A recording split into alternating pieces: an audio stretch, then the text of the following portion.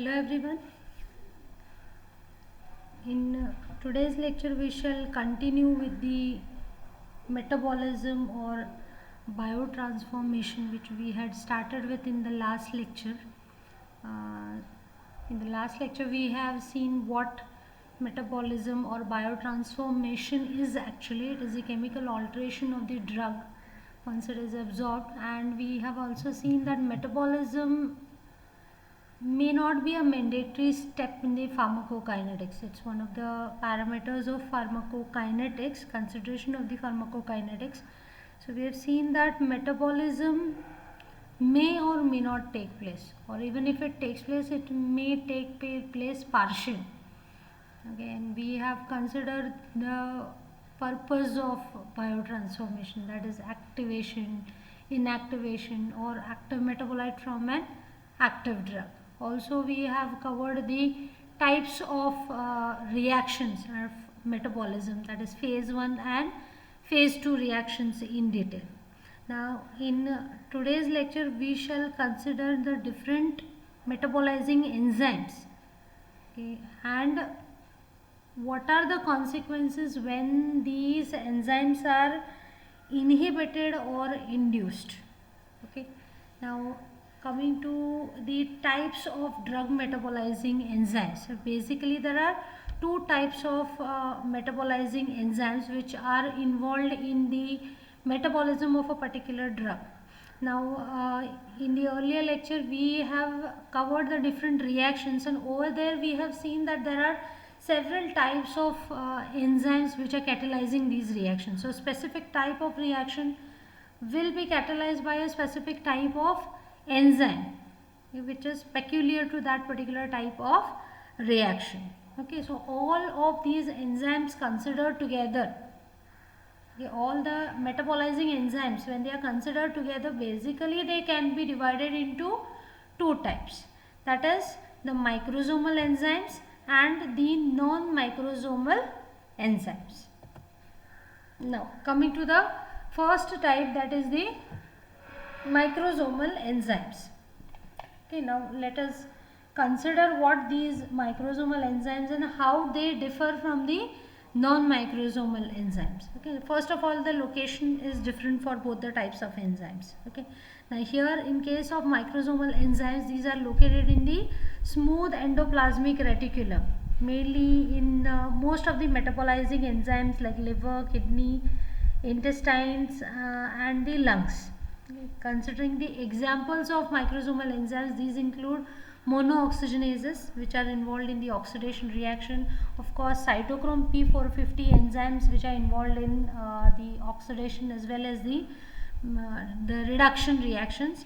Then UGT, that is UDP glucuronosyl transferase, epoxide hydrolases. Okay, now UGT is the enzyme involved in the phase 2 reaction. Okay, so out of several enzymes involved under phase 2, this is the only one which is the microsomal type of enzyme. Okay. Now coming to the types of reactions which they catalyze. Of course, as we have seen, most of the oxidation reduction reactions are catalyzed by these two enzymes, or hydrolysis by the epoxide hydrolases. This hydrolysis and reactive intermediate which is formed, and glucuronide conjugation which is catalyzed by this enzyme UGT. Okay, so these are the types of reactions which are catalyzed by the microsomal enzymes. And one peculiarity of this type of enzymes, that is microsomal enzymes, is that these are inducible by the drug or diet or by some other agencies. Inducible. Now inducible meaning the activity of these type of enzymes can be enhanced. Okay, that is they can be induced, meaning their synthesis is basically increased. Now, as a result of increase in synthesis, the number of enzymes will increase. So obviously, as the number of enzymes increases, obviously all these types of reactions, their capacity will increase because the number of enzymes are more. Okay, so that particular reaction will take place a little bit faster. Okay, so this to do with the microsomal enzymes. Now coming to the second type of enzymes, metabolizing enzymes, are the non-microsomal enzymes. Now coming to the location of the non-microsomal enzymes, these are basically located in the cytoplasm and the mitochondria of the hepatic cells, that is the liver cells, as well as in the other tissues. Of course, these are present in the plasma also.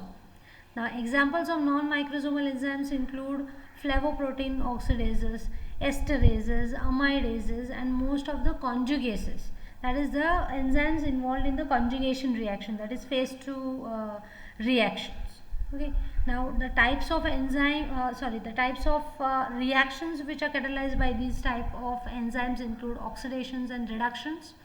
Okay, since flavoprotein oxidases are involved, then many of the hydrolytic reactions, esterases, amidases are involved over here. So most of the hydrolysis reactions and all the conjugation reaction, that is all the phase 2 reactions except glucuronide conjugation. Okay, because UGT, that is a type of microsomal enzyme, it's not a non-microsomal enzyme. So except glucuronide conjugation, all the type of conjugation reaction or the phase 2 reactions are catalyzed by the non-microsomal enzymes. Now characteristic feature of this type of enzymes is that these are not inducible.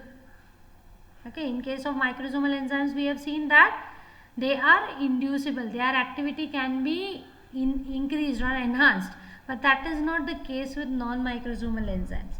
However, these enzymes may exist in more than one form, that is polymorphism may take place in this type of enzymes, as we have also considered under the acetylation reaction. N-acetyl transferase can be it may exist in various forms. Okay, polymorphism may be seen, so that there are certain individuals who are fast acetylators and certain individuals who are slow acetylators. Even cholinesterase enzyme is also found in a different form, that is pseudocholinesterase. Okay, so these are the non-microsomal enzymes. Now when you consider both these types of enzymes together, okay, considering the metabolizing enzyme together, whether microsomal or non-microsomal enzymes, both the types of enzymes are deficient in the newborn, okay, especially the premature baby. Okay, so as a result of this, you should be very cautious while administering certain drugs to these babies, okay, or the newborn babies, because the metabolizing enzymes are not developed. Obviously the metabolism of that particular drug may not take place normally. So if you go on administering that drug repeatedly, it may expose the baby to high doses maybe. Okay, so you should be very careful because they are susceptible to certain drugs like chloramphenicol or opioids. Okay, so these types of enzymes, these are deficient in the newborns, and of course they are deficient for a few months. So it takes about the first few months for all these types of enzymes to develop in a baby. So almost 3 months time or more than that may be required for the baby to develop all the types of metabolizing enzymes. So till then they are deficient in some or the other metabolizing enzymes. So you should be very cautious while administering the drugs to the infants. Okay, maybe up to the 3 months of age, you should be very careful while administering any kind of drug to the babies, because the metabolism is not completely developed in such babies. Okay, apart from this, okay, so age becomes one of the factor. Of course, apart from this, there are certain other factors also which may alter the metabolism, because it alters the amount and kind of metabolizing enzymes by say genetically. Okay, so genetically there may be genetical differences of the presence of a particular enzyme or the activity of particular enzyme in that particular individual. It may be genetically influenced, the activity of a particular metabolizing enzyme. Also there may be certain environmental factors which may alter the activity of a particular metabolizing enzyme.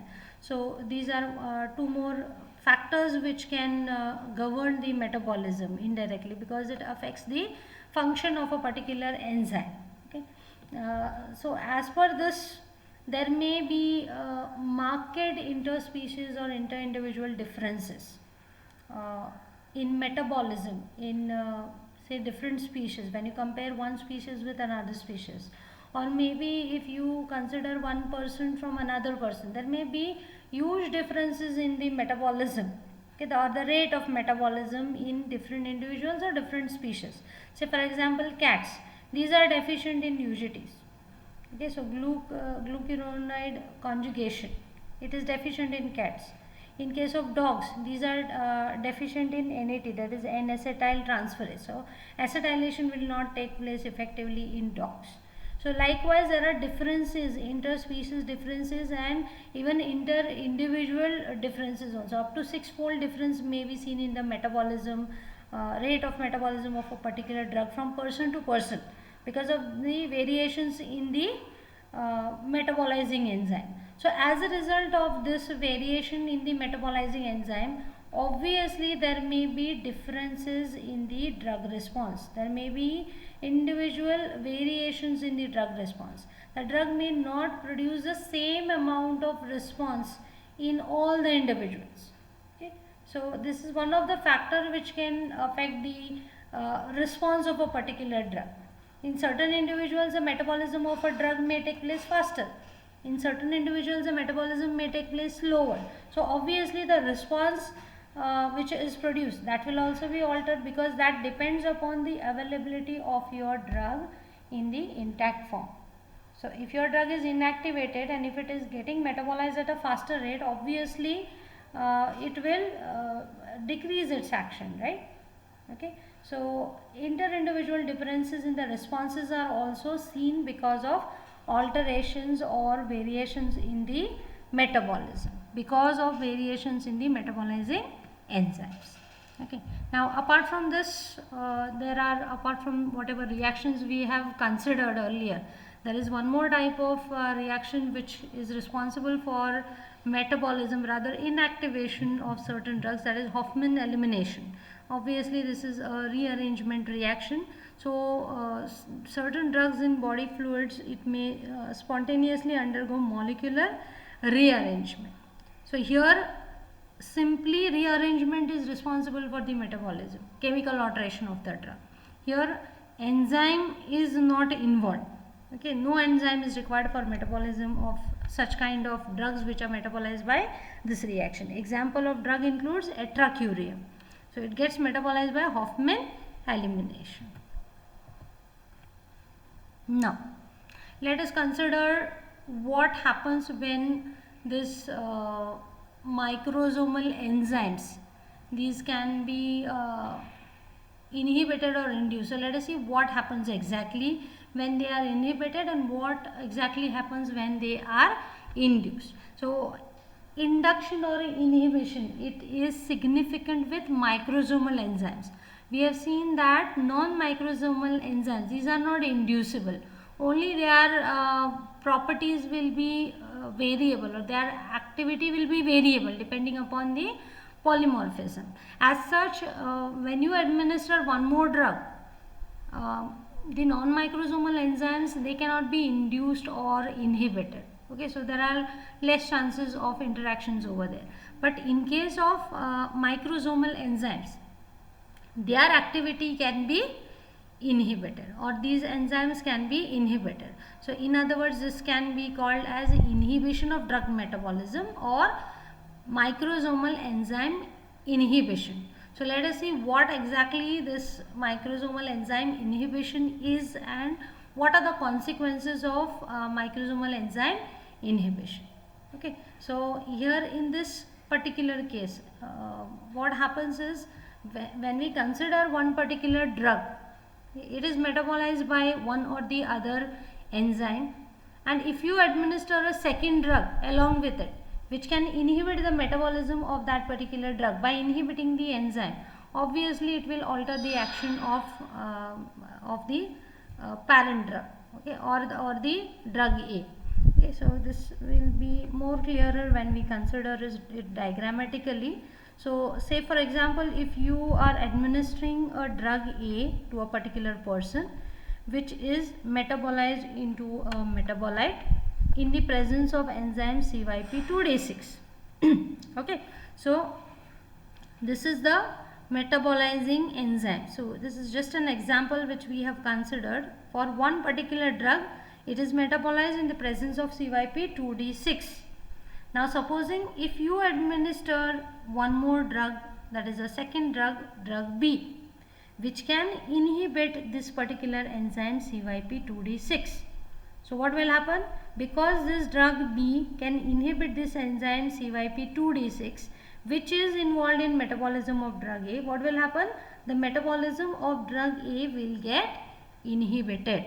Okay, so this reaction will not take place because this enzyme which is catalyzing this reaction is inhibited. This enzyme is inhibited, so this reaction will not take place. So as a result of this, what will happen? The amount of drug A or the concentration of drug A will remain high because it is not getting metabolized as the metabolizing enzyme is getting inhibited by a second drug which is administered along with it.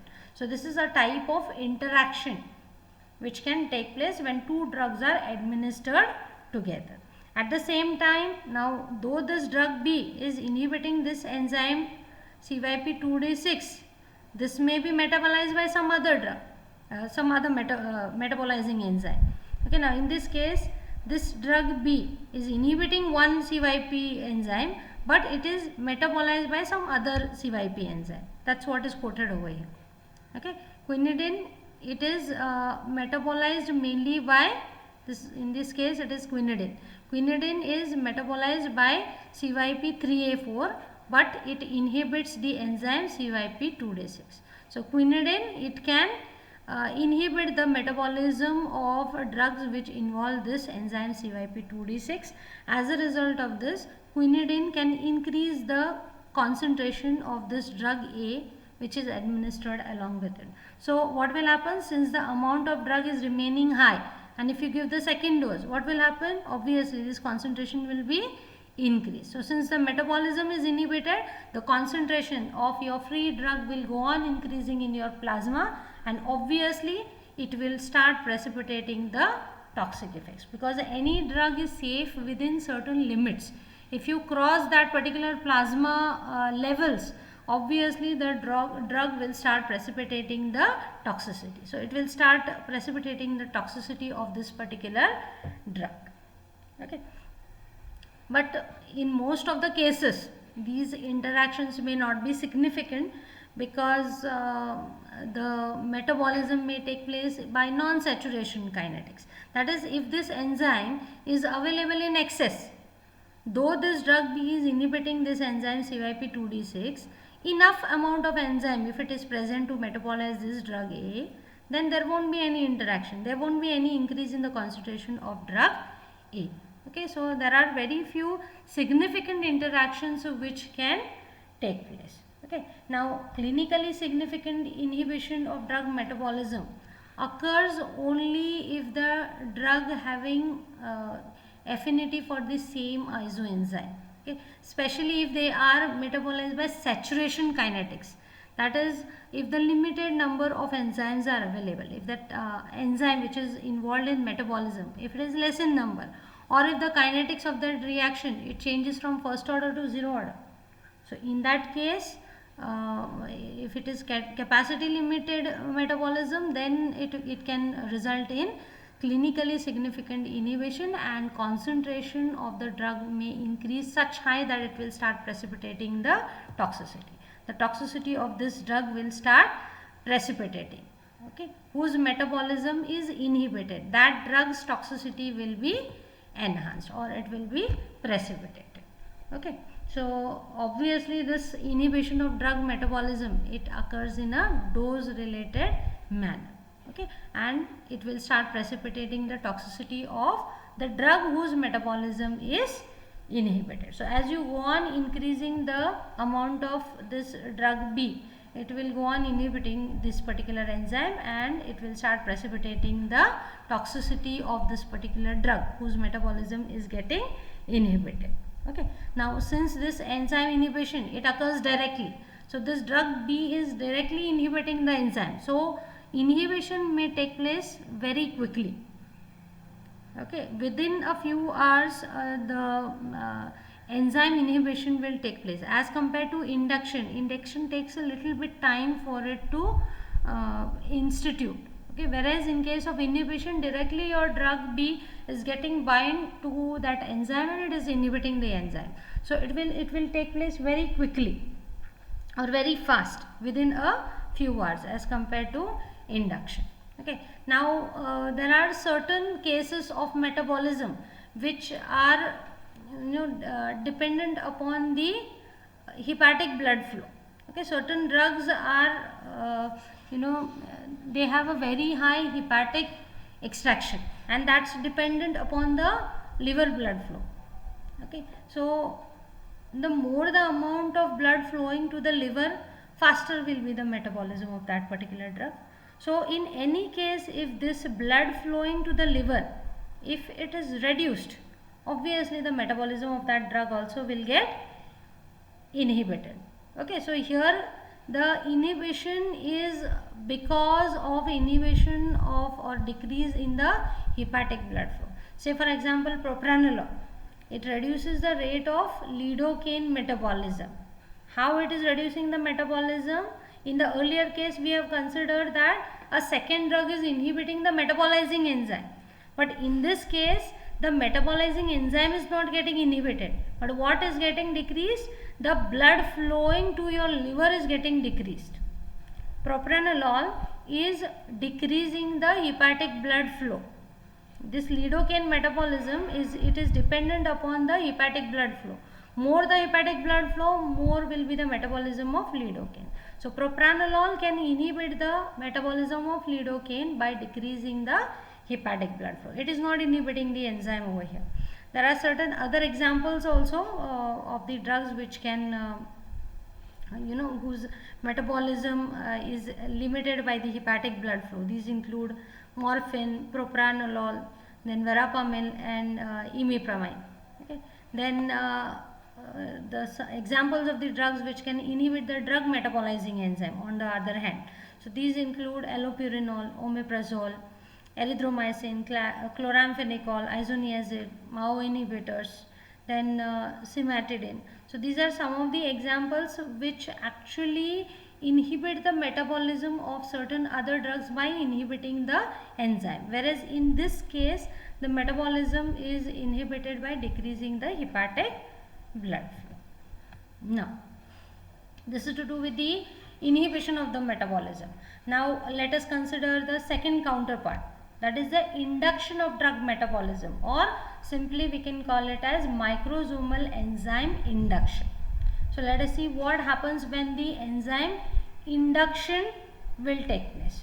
So induction means there is increase in the synthesis of the microsomal enzyme protein, okay, especially CYP 450 enzymes and the UGT. So these are the types of microsomal enzymes as we have seen. Okay, so most of the drugs, certain insecticides or carcinogens, so these can interact with the DNA in such a way that they will enhance the synthesis of the microsomal enzymes. These microsomal enzymes, they will be synthesized in more amounts.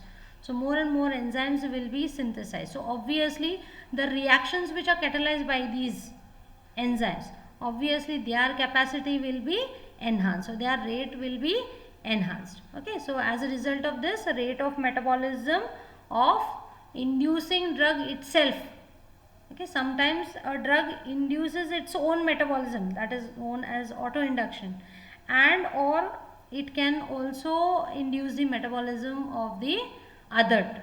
Okay, so the rate of metabolism of other drug can also be increased. Okay, now let us consider this with an example. Let us see what happens.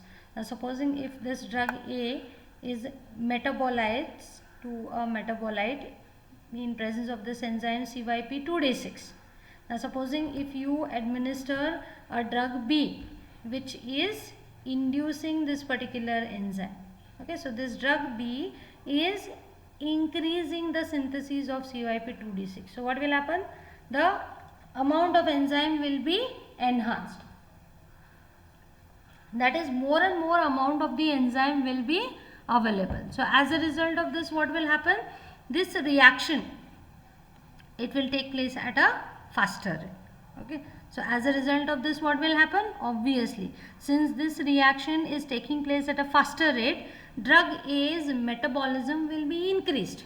Now since its metabolism is increased rapidly, this drug A will be converted into metabolite, so concentration of this drug A will fall very quickly, because it is getting metabolized because of the induction of the metabolizing enzyme by another drug. So this is one more example of the enzyme induction. So certain drugs can induce their own metabolism, or they can induce the metabolism of certain other drugs. Okay, so few of the examples are quoted over here, which can induce the enzyme. So along with the examples of the enzymes also it is quoted. So anticonvulsants like phenytoin, carbamazepine, phenobarbital, rifampin, glucocorticoids, all of these can induce the enzyme CYP3A.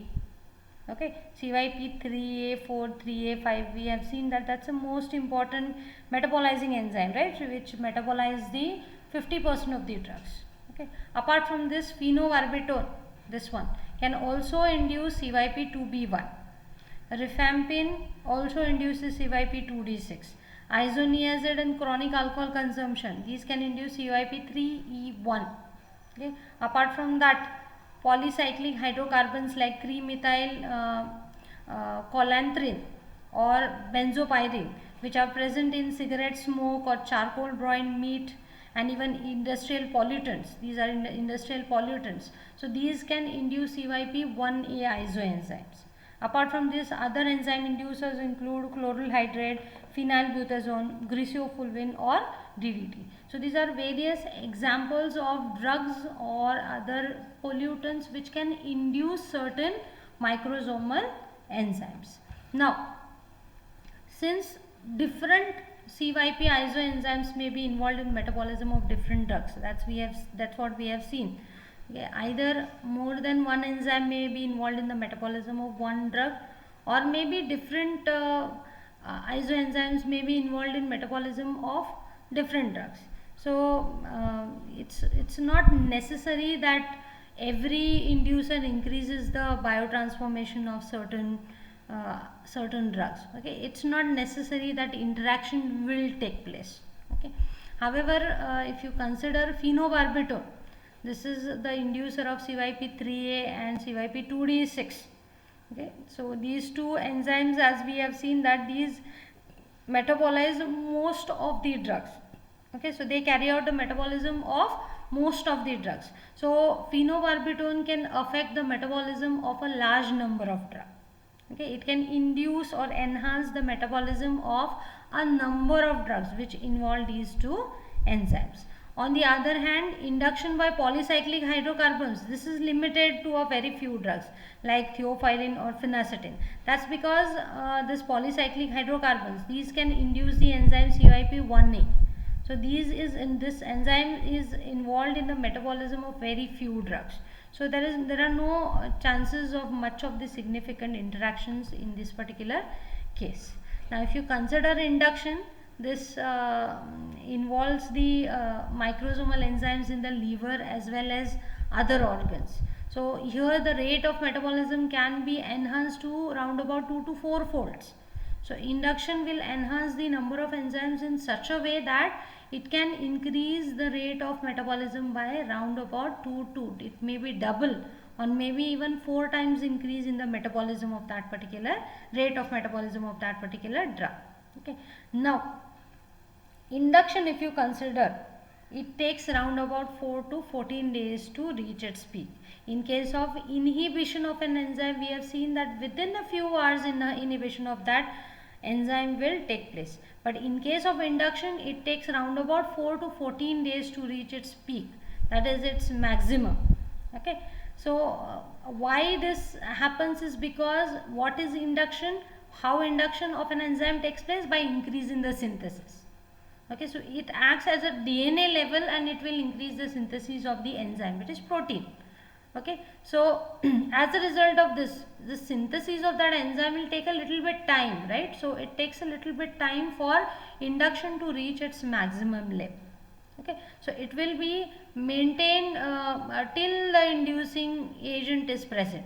Whichever drug is inducing that enzyme, till that drug is present, the induction will remain, it will be remaining high. Okay, and thereafter, once you stop this inducing agent, stop the administration, thereafter the enzyme will return to its original value. That is, the number of enzymes will reduce to its original value, maybe over 1 to 3 weeks. So induction of a particular enzyme also takes time, okay, 4 to 14 days, and plus once the inducing drug is stopped, the enzyme will return to its activity, return back to its normal activity over a period of 1 to 3 weeks. So it will take time for it to come back to normal.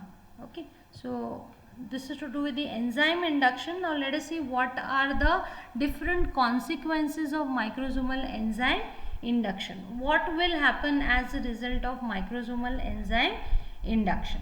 Okay, now as we have seen earlier, take a case of a drug A which is getting metabolized in the presence of this enzyme CYP2D6. Now supposing if this particular drug is getting inactivated by the metabolism, we have seen the purposes of metabolism, right? Activation may take place, inactivation may take place, or an active metabolite from an active drug may also be generated. Okay, so take a first case, that is, if the drug, it is inactivated by metabolism. Say if this drug is metabolized by this enzyme and it is getting converted to inactive metabolite. Okay, so activity is shown only by the drug. So in that case, what will happen? If the enzyme induction is done, if this enzyme activity is enhanced, the drug will get inactivated. It will get converted into inactive metabolite. So what will happen? To the action of this drug, this concentration of this drug will reduce. It will get converted to inactive metabolite. So obviously the intensity of the action or the duration of action of that particular drug will be decreased. Say for example, failure of contraception with oral contraceptives may take place. Okay, on the contrary, if that drug is activated by metabolism, supposing if this drug is getting converted to an active metabolite, this is a prodrug, does not have any activity, and by metabolism with this enzyme CYP2D6, it is getting converted to an active metabolite. So in that case, what will happen? Induction of this particular enzyme will enhance the activation of the drug. So in that case, what will happen? It will enhance the intensity of action of that particular drug. Say for example, acute paracetamol toxicity. This is due to one of the metabolite intermediates, highly reactive intermediates which are generated.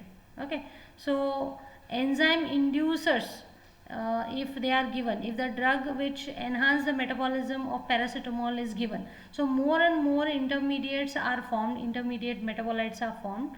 So under the phase 2 reactions also we have seen glutathione conjugation, so it will be depleted, so as a result of which paracetamol toxicity can be seen. Okay, so here the intensity of toxicity is enhanced. In the same way, if the drug is activated, its action also will be enhanced. Next consequence of enzyme induction is tolerance will be developed. Okay, now what do you mean by tolerance? Tolerance is the requirement of higher dose to produce the same amount of action. Okay, so if you give a particular drug repeatedly over and again and again, so what will happen? Your body will start developing tolerance. That is, after maybe a particular chronic period of time, your body may not show response to that particular dose of the drug. You may have to increase the dose to show the same amount of action. So that's a tolerance. Okay, so tolerance may be produced in case if a drug induces its own metabolism. Supposing if this drug A can induce this enzyme which is metabolizing itself. Okay, CYP2D6 is involved in metabolism of drug A. Supposing if this drug A itself is inducer of this enzyme, earlier we have seen that some other drug can induce this enzyme. But in case of certain drugs like rifampin, carbamazepine, they themselves can induce their own metabolism. That is known as autoinduction. So what will happen? This drug will get converted into the inactive metabolites faster. You are not giving any other drug. Drug itself is inducing its own metabolism. So what will happen? The amount of drug will be reduced in the plasma, and obviously you will not get the desired amount of response with that particular drug. So in this case you may have to give higher doses of the same drug to produce the same amount of action. Okay. Then the next consequence is certain endogenous substrates like steroids or bilirubin. These also utilize the metabolizing enzymes, right? So they can also be metabolized at a faster rate. Then next consequence, a precipitation of acute intermittent porphyria may take place because enzyme induction can increase the porphyrin synthesis. Okay, so as a result of this condition, acute intermittent porphyria may be precipitated. Okay, now again, if you co-prescribe certain inducers along with a drug which you are taking regularly, say for example oral anticoagulants, these are supposed to be taken regularly. Okay, oral hypoglycemics which reduce the blood glucose level. Okay, diabetics do take this, or anti-epileptic patients. Epileptic patients take anti-epileptic drugs, or hypertensive patients take antihypertensive drug. Now these are the drugs which are given regularly to that particular person. Now supposing if you suddenly suffer from some other condition and a doctor prescribes you a second drug, so obviously what will happen, if that drug can induce any one of this, obviously the treatment will be hampered. So there has to be some kind of adjustment which has to be done. So your dose adjustments may get affected, which are utilized to control that particular condition. Okay, so to reduce the blood glucose level or keep it in normal range, you have prescribed a certain milligrams of the particular tablet. Say for example 250 milligrams glycomed tablet. Okay, so if you prescribe another drug which can induce a metabolism of metformin, then what will happen? The metformin which you are giving 250 milligrams, that won't be sufficient to produce the action. So you may have to adjust the dose in certain cases. Okay, then next consequence is that the enzyme induction, it can interfere with the chronic toxicity. If you are testing chronic toxicity in the animals and if you suddenly give second drug to that animal, because of enzyme induction, it can affect the results of the chronic toxicity also. Okay, so these are the several consequences of enzyme induction. Okay, now the examples of the drug whose metabolism can be significantly affected by enzyme induction are, okay, so these are the drugs whose metabolism is enhanced by the enzyme induction. So these include phenytoin, warfarin, tolbutamide, imipramine, chloramphenicol, then theophylline and griseofol. Okay, now coming to the next concept, that is possible uses of enzyme induction. So since enzyme induction we have seen, it can enhance the metabolism of one particular drug or an substrate which is present in the body.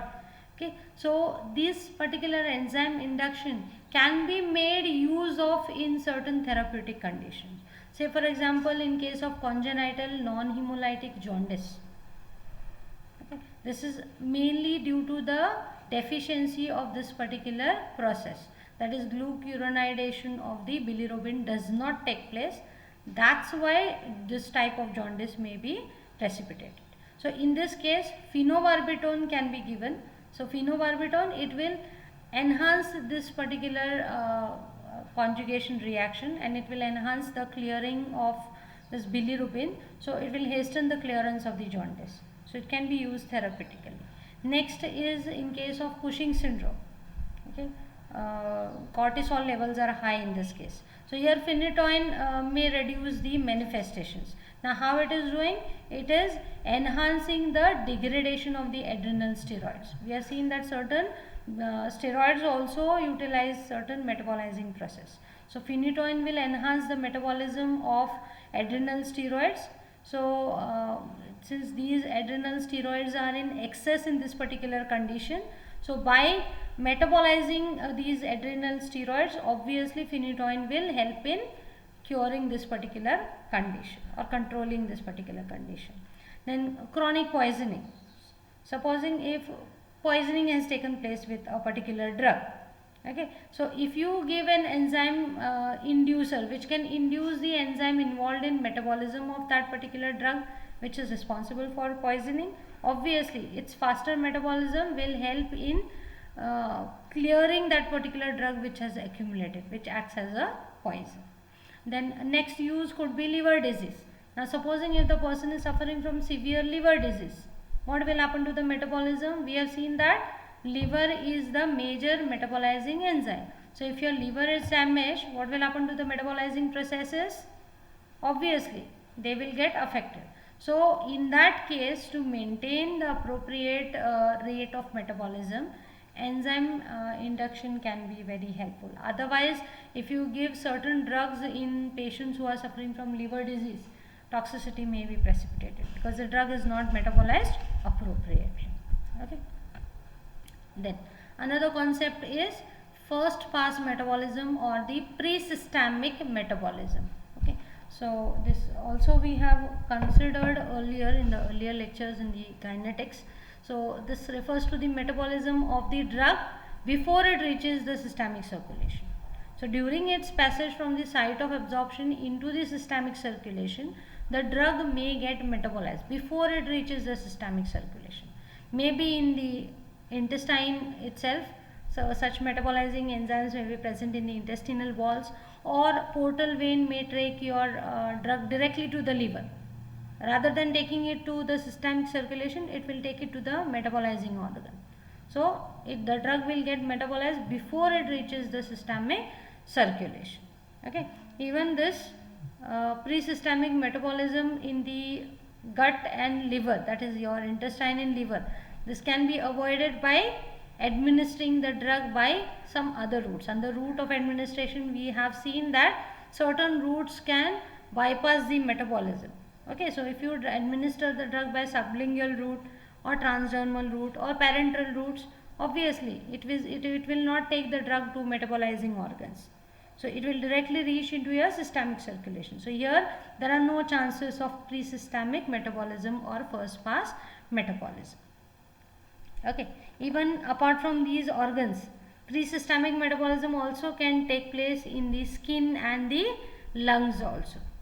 Okay, so in these areas also locally, if the enzymes are present, the drug may get metabolized. Okay, now this first pass metabolism, the extent of first pass metabolism, it is different for different drugs.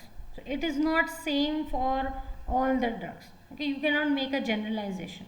So depending upon the property of the drug, the first pass metabolism is also altered.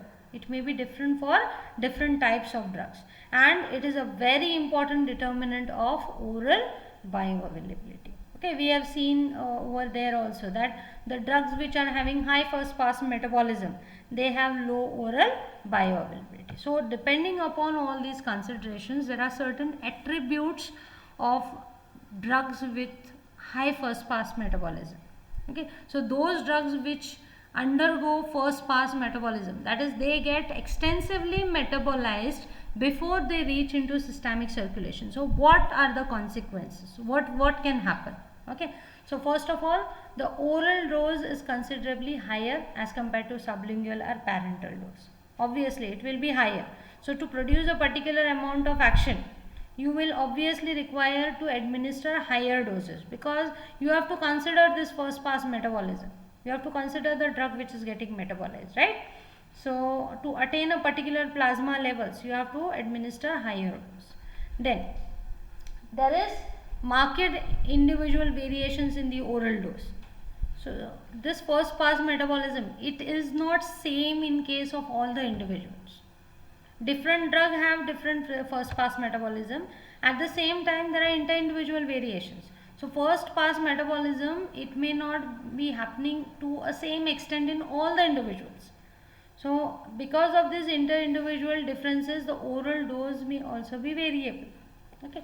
Next, oral bioavailability of a particular drug.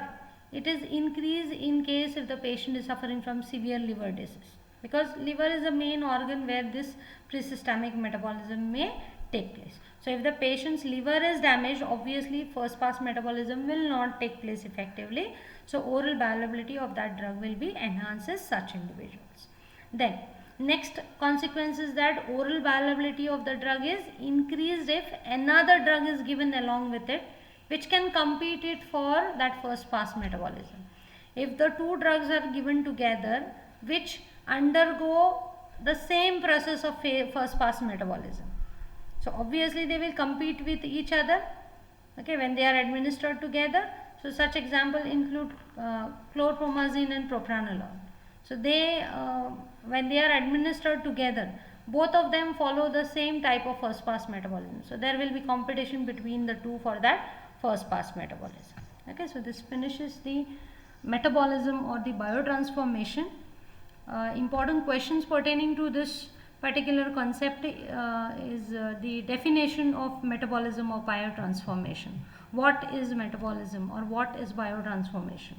Then note may be asked on the metabolism, wherein you have to discuss what metabolism is, what are the different types of reactions which are involved in the metabolism, and briefly we can discuss about the enzymes. Next is a note on phase 1 reactions may be asked. Okay, so oxidation, reduction, then cyclization, decyclization, hydrolysis, all may be explained. Then phase 2 reactions, a note may be asked. So all the conjugation reactions may be discussed over here. Okay, glucuronide conjugation, acetylation, okay, then sulfate transfer, okay, then glycine conjugation, okay. So all these reactions may be discussed under this phase 2 reactions. Then a note may be asked on either enzyme induction or the enzyme inhibition. So you need to discuss what exactly is happening over here and what are the consequences of either the induction or the inhibition. Or a note on pre-systemic metabolism may also be asked. So you need to discuss what pre-systemic metabolism is and what are the attributes of the pre-systemic metabolism. Thank you.